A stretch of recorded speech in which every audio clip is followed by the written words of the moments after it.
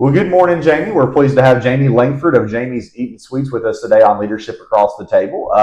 The cuisine, the restaurant industry is always fascinating to the public, and you have a huge, kind of fan base and followers here with your business in Cookeville. But a lot of people don't know you, Jamie. It's great to learn more about you. I would like to kind of have you talk about the genesis of Jamie's Eatin' Sweets. Where did the idea come from? Kind of tell your origin story. So this is a fun story, but it's a longer story. Okay. So I've pretty much always loved cooking, always loved baking. A lot of people ask me, like, where did that love come from? I always blame my mom and my dad. My mom sold paper chef growing up, so she was constantly throwing parties. People were over at the house. Huge she cook. was going, she was like trying to sell the products, but like she'd have to like go through and cook and show people and demo them. Yeah. So it was like a whole fun thing. So I grew up with all these different like chef tools in the house, different things that like some people have, some people don't have. And so it was fun to like get to experiment with those. And then my mom would always be like, buy the recipe 100%. Like you had to follow it to get it the right way. And then my dad would be like, but what if we did this? So I had like follow a recipe with mom, but then dad would be like, but let's mix it up and try something different. And he's one of those cooks like a lot of the women at my church growing up, where you just throw a dash of this, do this. There is no cookbook. So you've got your mom that was very much by the book, and then your dad that's let's shoot from the hip. And so together I have kind of like a mix of the two. And so it's kind of fun because there's still recipes over the years that Dad and I like created growing up that we have no idea how to recreate today, but it was really good that one time. Yeah, you wish you had it. So, yeah. So we got to the point where like eventually we started would write stuff down like as we did it, which I still kind of do today whenever we experiment with stuff. But so love of it came from there, and then experimenting, which I still do all the time. Yeah. And then eventually developed to, hey, I think it'd be kind of fun to own my own restaurant one day, and thinking about that, like even as a kid, of like going through and like playing like I had my own restaurant and like serving people and everything else, and then got older, worked at a couple different restaurants, and then kind of got a feel for like, okay, I do actually like this. I'm not just like think I like it. Was this high school, college when you're like working in the restaurant industry? Yeah. Okay. So high school, college. So like, well, not even really high school. High school I worked with my grandma. Okay. But college-wise, I was going through. And it was like I worked at Holiday Burger one summer, which was a local restaurant in Hopkinsville, Kentucky. Okay. And then Urban House, the venue, which I think is where I fell in love with actually owning like a restaurant. And Urban House is down in, I don't know if you guys know, Henderson, Tennessee, but it's out to West Tennessee, right? Yeah, West Tennessee. It was over next to like Freed Hardeman University. Yeah, Jackson area. Yeah. So I went there. I was working there, fell in love with it, and then basically by the time I finished at Freed, I had my entire business plan written. You had a business plan actually written out. Yeah, and that's really unusual for a lot of founders, especially as a college student. Like you knew you were in that local business that was successful in Henderson, Tennessee. And you're like, no, this actually can be done. I'm seeing it be done, and I can probably do it better. And I'm seeing it done in a population way less than where I was trying to start it. So I was like, we can do this. What brought you to Cookeville after college? So Cookeville is Ethan. That's my husband. Yeah. We met in college, and we had been doing long distance since before COVID, because we actually we were friends before, talked while I was in Europe.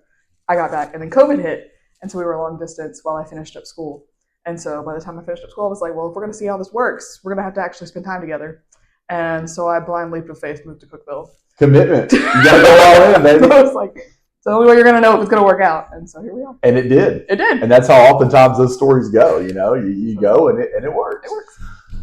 So I know kind of like, how our firm started. I still had kind of a stable salaried position, and Tori opened the firm back in 2019. Was there, I'm just actually, a lot of viewers are like, how does one do this? Did y'all have a discussion where Ethan was like, okay, you're going to go out or was it just once again, Jamie's like, I'm just going to do this and we're going to make it work?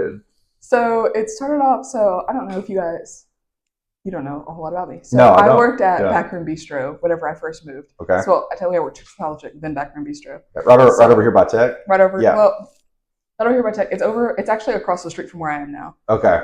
Or it was across the street. Okay. But it's down over next to Crawdaddy's. Okay. And so I managed them for about a year and a half. And so I had going through working there. Rodney, who was the owner there, was really great about letting me use his kitchen to bake all of my desserts. And so instead of being like cottage law kitchen, I actually had like a restaurant kitchen that I could cook out of. And so we sold to Vertical and we sold to Exceptional Bean. And so I was actually outsourcing and wholesaling a lot of those desserts. To other kind of B2B that way. Instead of direct to consumer, you had a business clientele that you were sending to, again, these coffee shops and things like that. Yep. And I still had my like person to person, but I still had the different coffee shops. Yes. But I started that out mostly just to like have extra income while I was managing the bistro to pay my student loans. Wow. And so it started off as like hey, like let's just like try this and like see how it goes. And then it just kind of exploded on me. And then by the time I got to like that 1.5 year point at the bistro, we hit a point where it had just kind of like grown to the point where I couldn't really do both. You had to make a decision. And I had to make a decision of which one I was going to do. And at the time, there was like a whole thing where like Rodney was debating like trying to sell the bistro, which he ended up doing. Okay. And so that started off originally as like, hey, like let's see if there's a way that I can buy the bistro. And then it turned into, actually, I don't think this is going to work. Let's do something completely different. Okay. And then we ended up across the street with the full-blown business, with Ethan and I having multiple discussions over and over, like, are we sure we want to do this? This scary. is going to be a lot. Yeah. And then how are we going to do this? Which is why we kind of went through, pulled the business plan that we had from college and then rewrote it to work for fit Jamie's Eats and Sweets. I think for the viewers, it's important to know, like yes, there's this caricature of entrepreneurs and small and medium-sized business, whatever, that like it's the Wild West, you cowboy, and you just go out and do it. And no, details matter dramatically. And as businesses scale, any successful business has SOPs. They have systems. And yes, you want to use your creative vision and your powers to create and grow, and you have to be creative, but also you have to have a plan. And I think your entrepreneurial spirit was shining as a college student. As you were working, hustling to pay off student loans, you were also learning leadership skills as management at the bistro, while also using your creative energy to find clients. And it just so happened that some of those were more, business clientele, which is a great way to start. Yeah, it was great. We actually don't even have a lot of those wholesale accounts anymore. We got to the point where it was like we had too much kind of going on our own to kind of do those. So we don't have a whole lot of those. We still do a couple here and there. We'll do like fun, like wholesale things periodically, but not a whole lot. And so it's kind of cool to see how like we started off as mostly wholesale and now we're more direct to consumer. Yeah. So here's my question. So you were at this bistro. You probably enjoyed the food and the culture there with Rodney. Of course, you made the decision not to buy it. He sold to obviously a different buyer. What made you, I guess, the eats and sweets, the more the desserts, the cuisine, that kind of thing that you're in? You mentioned baking with your mother and father, I guess, growing up. What made you say, no, I want to pivot into this specific niche, which then the overall, I don't like using the word restaurant. That's not really what it is, but within the food industry. Cafe is a good one. Cafe, okay. So within this cafe industry, why this?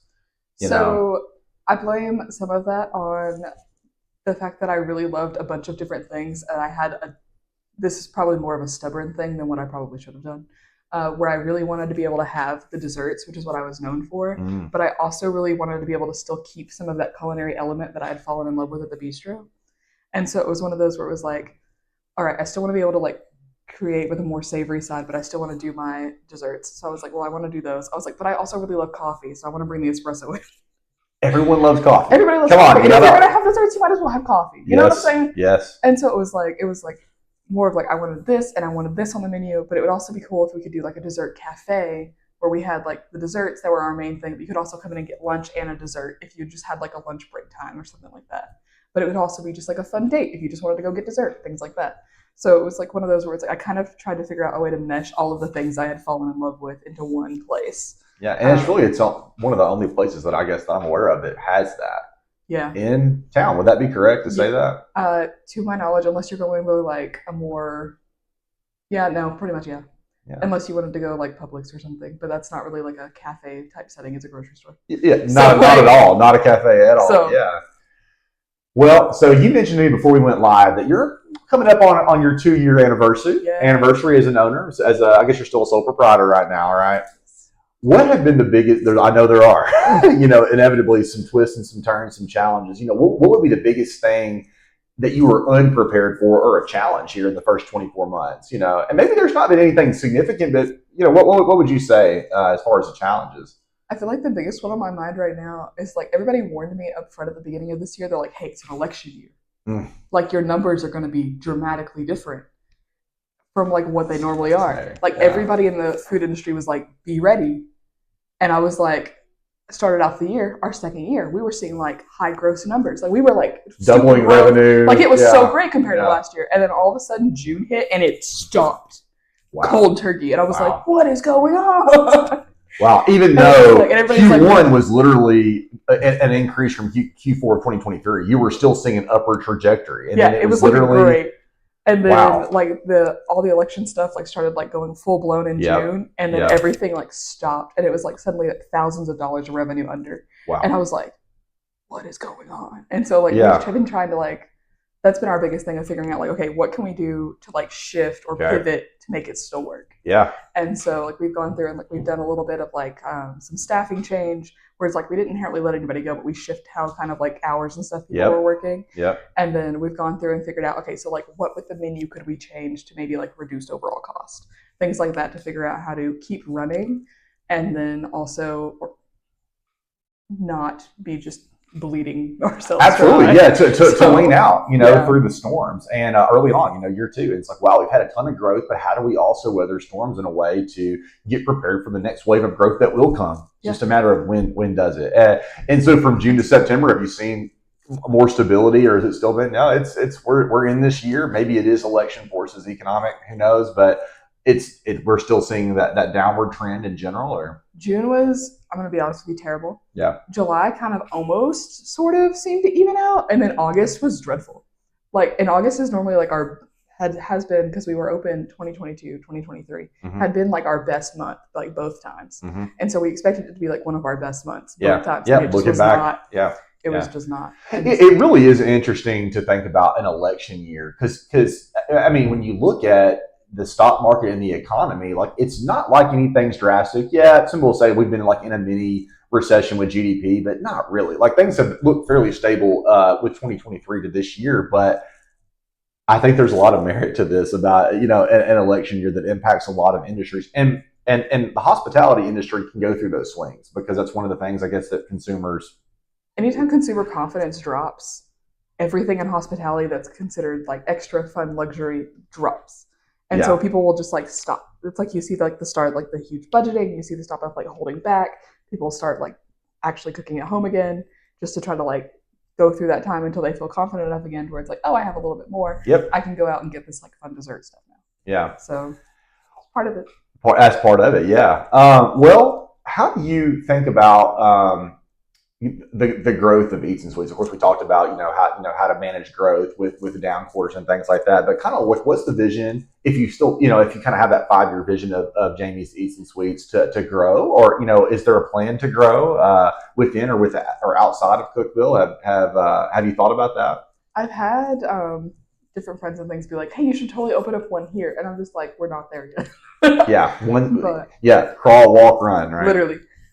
So we were looking at the beginning of this year into expanding Jamie's Eats and Sweets into, hopefully it may be like either a bigger space or a bigger space in like the same area. And after like the June and July, it was just like, you know what, expanding's not the time. Yeah, gotcha. So I'm hoping maybe like seeing how things go, if we can get that growth back, if we can come back from kind of where we're at now in the next 2 years or so, maybe we'll be in a different location with a bigger space. Lots of people have questions about labor within, really all industries, law, finance, our stodgy white collar industries, but also, definitely in the hospitality industry, there's this idea that it's really difficult to grow a business just because there's not personnel to work. Have you found that issue at all, or not really? I got to be honest with you. My biggest problem I've had overall has always been having too much staff. Okay. That's great, right? I mean, it's a problem, but it's a good problem. It's a good problem. And I really we have like 4 people with us right now. And so like a really good core 4 is what I'm kind of calling it. Are these 4 part-time or? So there's really only one other full-time person besides myself. And then there's 3 other part-times. 2 of them are artists. And so like we have some of their art for consignment in our store, but then they work for us part-time, but then they also want to go and do their art the majority of the time. So they're mostly working for me just to kind of add either A, some stability, or B, just to kind of give them something to do to get them out of the art space, so that way they can think about something else for a little bit. Yeah. Which a tech student.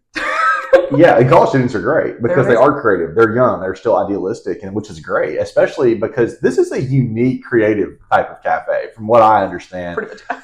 So getting these types of artists, well, that's a really interesting hiring decision. Can you talk a little bit, and maybe you can't, about crafting unique recipes or ingredient sourcing of like kind of what makes you so different? As far as your offerings.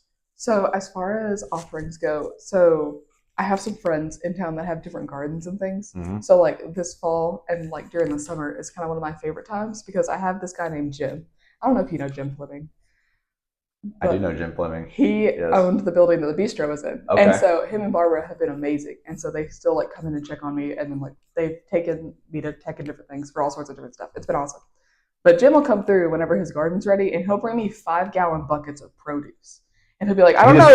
He just gives them to you. Yeah, he'll just show up and be like, hey, I don't know if you can do anything with this, but here you go. And I never really know what it's going to be. And so, And he has a huge garden. yeah, he has a huge garden. And so he'll just drop off like 5-gallon buckets of produce and be like, here you go. Yeah. And so then we get to go through and like kind of create like whatever Jim brings into something fun. So like this summer was a lot of like his squash and zucchini. So we did like zucchini bread. We did like what I called like harvest soups, where we took like what he got, brought it down, like cooked it, and turned it into like a pureed soup. So good.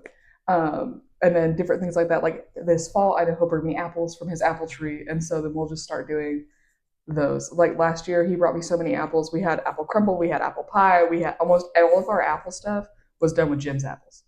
Wow. And so that's just one of like my fun little things. That is fun. And so again, but locally sourced produce, fruits, vegetables, those things are really what goes into a lot of the products at Jamie's Eats. Yeah, cool. I try to do local whenever I can. I don't always get the option.